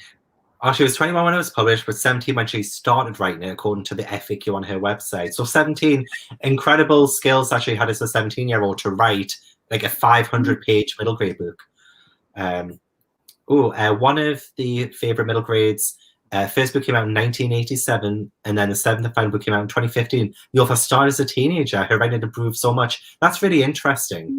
What series was that? I can't think of a series that started in 1987 and finished in 2015. I wonder what it was. So why I was really uncomfortable with the amount of crushing. Yeah, I feel like that's a lot of people's main gripe with this, is that as adults we do find that really weird. So maybe she was like that when she was 12. Personal experience, yeah, probably. Maybe. It is hard to recommend when book 1 is so much bigger, but you need to read it to get to your all-time favorite book. Yeah, so if your all-time favorite book is like towards the end of a series, it is, because I've heard the same thing with like The Dark Tower by Stephen King. I've heard the first book is terrible, but like the rest of the books are like amazing. It's just having to get through it is the thing. Jade, have we made you change your mind? Nope. We made Jade think worse of it. No, I don't think worse. I think I am. If anything, we've solidified my thoughts. Okay, that's good. Stand pretty strong by my rating. Yeah. Yeah, because you were rather scared to say your genuine thoughts. I was scared to talk about this because of how many people loved it. But can I just say thank you to the people here that like have loved it and have been very understanding of my negative opinions. Thank you. Yeah, thanks guys for being so accepting. We all have different opinions on everything, so it's great to not be shouted at. Because yeah, a lot of people told me to read it as well. It's like a beloved series. It was one that was so heavily recommended to us. So I am kind of gutted for you that we didn't love it. But it's been a really great conversation, and I'm really thankful that we can have these sorts of conversations and all be Yeah. understanding of each other's opinions. I would say it's definitely been one of our best Sabrina, book club. Yeah. comment. You're entitled to your wrong opinion. Yeah. That goes both ways, by the way. Right after the book So Lucky, I hadn't heard of that one, but it emotionally destroyed, so my enjoyment was a lot higher. I guess the enjoyment does depend as well. I felt my enjoyment was very medium because it did make me feel a bit slumpish, and I was probably in a bit of a reading slump, and it didn't help. So it is totally dependent on your personal preference with that one. Came out of 5 on co-pile for Candace. In the middle. Nice. Yeah. A little bit lower than mine, which is it's good for me to say anyway. So hyped for so many 2021 middle grades. Yeah, 2021. Amari and the Night Brothers, man. Yeah, middle grade has improved. Does anyone know if there's better POC representation in the later books? I think that's what I found the most problematic and jarring. Do let us know in the comments as well. Yeah. Because that would be interesting to know. A lot of people at school when I was 12 had crushes on each other and were dating already, but I don't remember anyone drooling. Yeah. Really enjoy the first book, to be honest, but then again, I enjoy Elvish retellings. I would love to read some more Elvish retellings. The Auburn Twin Chronicles? Auburn Chronicles, maybe. Fairly famous in the author's native Australia, but I'm really unusual in being a UK fan. First book's a middle grade-ish. Later book's YA heading into adult. Oh, that's interesting. It sounds like it ages with the characters. Yeah. That's nice. Ooh, but that is interesting, actually, because then if people are reading it now all together, would you give it to a middle grade audience or would you give it to the adult audience? I don't know. That's interesting. 4.14 overall. You won't tell your own opinion. Sabrina, you make us laugh, you do. I'd rather know your true thoughts on a book. Yeah, even if we are scared to reveal our true thoughts, we'll always be honest in these chats. Oh, you know what? When I was 12, I think that was when I actually realized I was gay, but like not in a sense that I understood it. Like I didn't realize, because I had a big crush on Daniel Radcliffe, but I didn't understand it. Like I was like, he looks nice. I remember thinking, he looks nice. And but I couldn't understand why I thought that. And then it wasn't until I was like 14, 15 when I realized what it actually was. So it was never drooling or anything. I never looked at someone and was like, you know, it was never like it was never like that. But that was probably where the seeds of me maybe finding people attractive but not understanding what attractive meant. Fair. But puberty is different for everyone, I guess. I think my fave in this series, which is my favorite series ever, was Never Seen or Lodestar. I get them confused. If you get confused over your favorite book in a series, is that really a good sign? Is it really your favorite book in a series if you don't know what it is? Exactly. Gav, I hear you're helping Sophie Anderson on World Book Day. Yes, I'm. A lot of authors are sending in videos for her to promote World Book Day. So it's just like really short clips of authors saying, "Oh, happy World Book Day! I'm, Sophie Anderson. I write these books. Read books," kind of thing. But they're going to be really short, so I'm going to try and put all the videos together. But there are a lot of authors who are going to be doing it, so that's probably over 100 videos. So she asked me to help with that. So that's going to be really so cool. When I saw it on Twitter, I was like, "Damn, you guys are superheroes! Look at you go!" Well, she sent me a DM and she was like, because she was going to do it. She was like, "How do I do this?" And I was like, "Sophie, you don't do this. I'll do it for you. It's fine." Because she was just going to do a playlist on YouTube as well, which if there's going to be hundreds upon hundreds, then maybe one video will be too long. So we're playing it by ear, but it was all Sophie. It's all Sophie. It's not me. I'm just doing the technical stuff because I know how to do it. So yeah, I give it a 5, but everyone is going to have their own opinion. Exactly. It's always interesting to see the different ways people took in the story. I've loved hearing what people have loved about this book, to be fair. There are definitely positives to all. Here, 5 stars and I've read the whole series, but completely understand your opinions. Part of me is I do love to know a whole series in context, but just based on Facebook alone, I'm afraid it's a no. I'm afraid. This is my first Milky Monthly. I've enjoyed this so much because keep pulling up my comments. And because this was such a lovely discussion. Well, see, even though we were rather negative on it, we are never disrespectful. Yeah, so. even if we don't like a book, we like to kind of have evidence in our thoughts and be able to respectfully discuss it and take on board other people's opinions and stuff as well. Like, we're not just going to sit and bash a book. Yeah, no, gosh, that's not us really. There is Tam and Lynn and Never Seen. I think they are Asian and Wiley is black, but I don't know which book you actually meet him in. Not really told about, but Sophie says at some point. Okay, that's good. That's good to know. Tomorrow PS books are also ones I grow with the audience. Oh, I'm reading them at the minute. It's the Song of the Lioness series. I really enjoyed the first book, actually. That was a good book. It's a bit like swords and sorcery kind of feel to it. There is a part 2 to Dem's comment. Yes, I just saw their race, etc. Isn't that important? Isn't that important to the elves? Okay. So there are a few elves of colour, but it's not important. Okay. I see. Well, if you binge them in one go, it's difficult to keep books apart. I mean, fair. Especially because all the titles of the books are all one word as well, I guess. So that would cause confusion. My year 7s and 8s definitely have crushes on each other. They've been caught doing things which is disgusting, but it is a thing. Oh my god. Oh, times have changed in the 20 years I've been at school. Oh.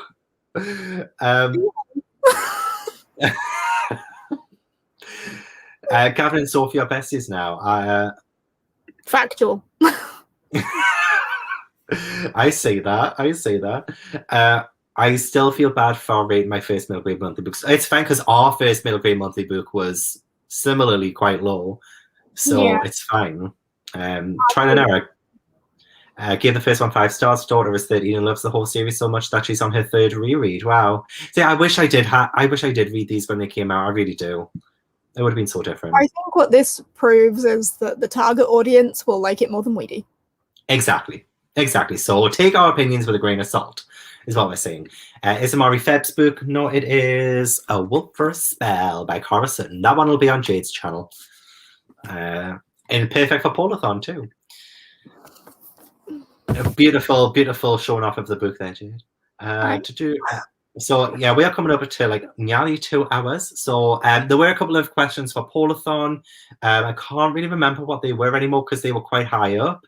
I remember one of them being, do you start it at midnight GMT or midnight in your time zone? You can start it midnight 1st of Feb in your time zone. You don't need to be on track with me. That's fine unless you want to be. That's also fine. Whichever you would rather do, go for it. Yeah. That's the only question I saw. I didn't see. I can't. If someone does have it, we'll wrap this up in 3 minutes. But like, if anyone does have any questions for Jade about Polathon, do let us know. But also, I feel like as long as you read Polar Fantasy for a week, whether you maybe if you can't start on February 1st, but you can start on February 2nd to the 8th, then fine. But like, is there going to be like an official tally of like teams and what they've read? There is a sheet to submit what you've read, how many pages, etc. I will be announcing the winner at the end of the week. And it's going to be Team Walrus, or someone from Team Walrus is going to win a big prize at the end. We know this. So everyone join Team Walrus, exactly. Team Floppity Flop. But yeah, I definitely think as long as you just read Polar Fantasy for a week and enjoy it, then it's all you really need for Polathon. Yeah, this is the book for February. This is the book, A Wolf for a Spell, Cara Sutton. It is on the Twitter, so do check out the Twitter and you will see that. And then March's book is Amari and the Night Brothers by B.B. Alston. Are the teams supposed to be evenly distributed? It might be some discrepancies with how many are in each team. It depends. But... yeah, I haven't done like a declare your team thing, so I don't know how many members are in each team, but when I do the totals at the end, I will average by people in them, so it should be fair regardless.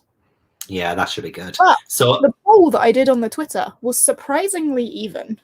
Oh, excellent. And there were quite a few hundred voted on that poll as well, didn't they? There was quite a few people. Yeah, so that's a good indication that I think it's just going to be evenly distributed anyway. So it'll be good to see like the total page counts for each of the teams, but also the average for the teams and things like that. Will be really interesting. I can't wait for that. Completed for the team, so there's going to be like who completed the most prompts, based on the average team member, who read the most pages based on the average, etc. I will sort it all out. Nice. Somebody had to choose Arctic Fox. I mean, Meg, that's fine because me and Sasha are sort of teaming up a little bit. I don't know how it's going to work, but we're kind of teaming up. But yeah, it's all good. It's friendly competition. It's not malicious or anything. But I do want to win so bad. Got bookmarks yesterday. That's good. I've been using my bookmarks all the time. I still have my Walrus bookmark right here. I have been using mine as well. I'll probably be using these all year long, to be fair. Oh, they're cute. I love them. I'm so proud of them.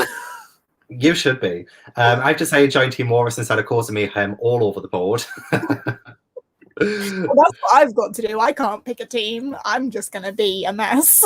You are, but you are Queen of the Polar Realm. It's also good. Jay, do you just submit when you finish the book or pages read a day? When you finish the book. Because then what the form will ask for is what team you're from, what prompt it filled, what book it was, and how many pages it was. Nice. It's very straightforward. It sounds really fun. I cannot wait to actually do it. I'm really excited about the books I'm reading for Paulathon as well. And I always do this, but I want to put a couple more books on my TBR for that week. Because I am vlogging it. I'm not doing daily vlogs like Jade, but I do want to do another like week-long vlog where I try and read as many as I can in 1 week.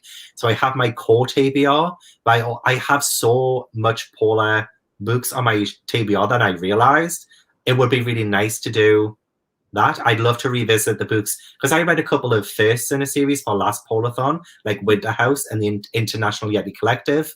It would be great if I could read the sequels in those series within Paulathon and like keep it like a Paulathon kind of series. Yeah, I know I have too much. I got 17 books on my February TBR, but fuck it. I don't care. All of my books are in the blue family. Most Paula books are blue. And there's this one just throwing in some warm tones. Yeah, which I dig. I do dig this cover. It's all good. I have 5 set, but I have 8 I want to read. I'm in the same boat.